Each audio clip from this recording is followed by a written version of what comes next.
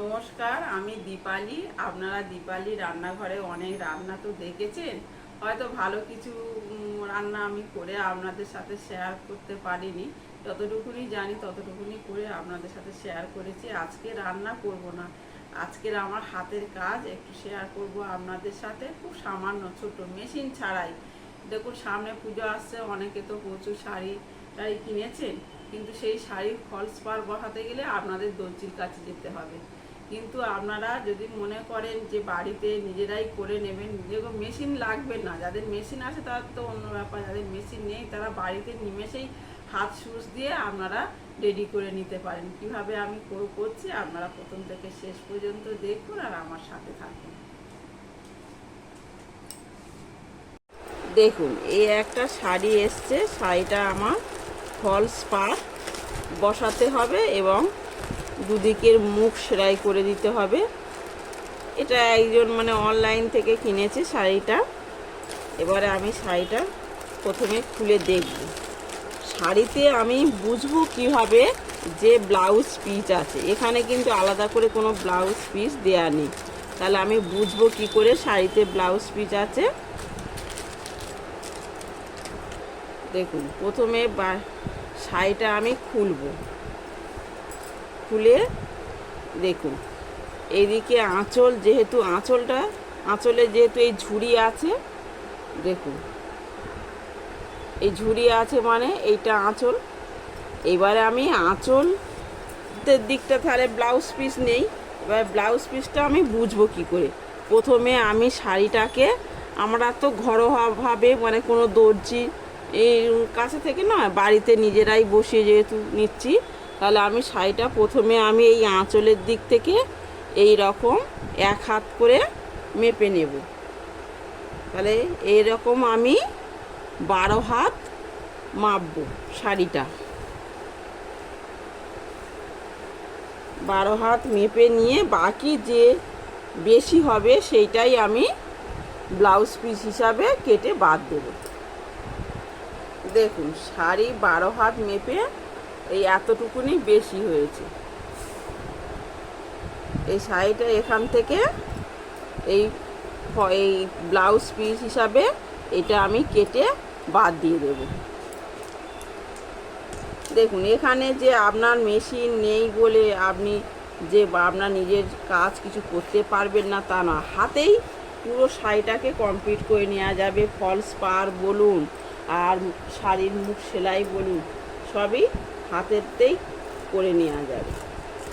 দেখুন, আজকের আমি কিভাবে করব আপনারা দেখুন।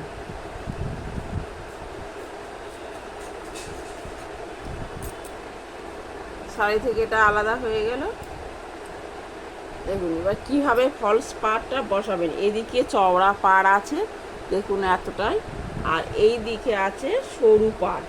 আপনার প্রথমে শাড়িটা নিজের গায়ে ধরে দেখে নিতে হবে যে কোন সোজা বা উল্টো বলুন কোনটা পায়ের দিকে থাকছে, সেই দিকটাকে উল্টে নিয়ে শাড়ি দেখুন এই দিকটা শাড়ির সোজা দিক, ডিজাইনটা আছে সোজা দিকে, সেইভাবে শাড়িটাকে আমি উল্টে নেব।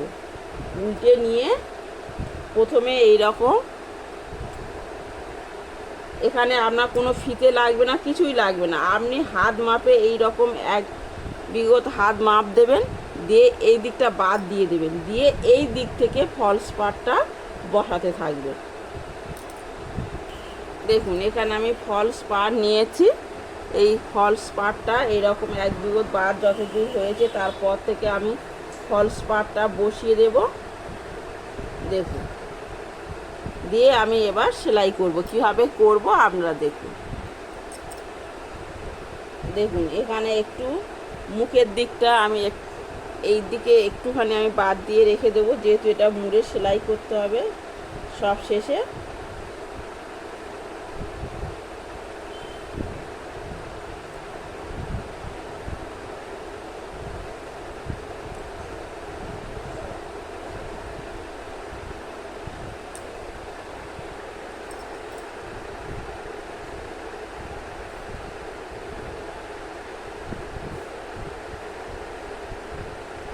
দেখুন, সেলাইটা কিভাবে করবেন দেখুন। উপরের দিকটা একটু বড় সেলাই হলে কোনো সমস্যা হবে না, কিন্তু এই যে আপনার শাড়ির যে সোজা দিকটা, সেই সোজা দিকটা দেখবেন যতটা পারবেন ছোট ছোট করে সেলাইটা তুলবে, তাহলে একদমই বোঝা যাবে না। দেখুন একদিকেটা বসানো হয়ে গিয়েছে, এবার এই দিকটা অপোজিট পারে কেমনভাবে বসাবো দেখুন। এই শাড়িগুলো এইরকম টেনে টেনে টেনে যাতে ভিতরে কাপড় না গুটিয়ে থাকে সেটা আপনাদেরকে খেয়াল রাখতে হবে। দিয়ে তারপরে এগুলো ঘরের মেঝে বসে করলে সব থেকেই ভালো হবে আপনাদের। দেখুন এইভাবে সেম। আর উপরের, যদি আপনি উপরের যে এটা তুলছেন সুতোটা বড় থাকলে কোনো সমস্যা হবে না, কিন্তু ভিতরে সুতোটা যাতে খুব ছোট থাকে, তাতে আপনাদের দেখতেও ভালো লাগবে, না তো বাইরে থেকে বোঝা যাবে। দেখুন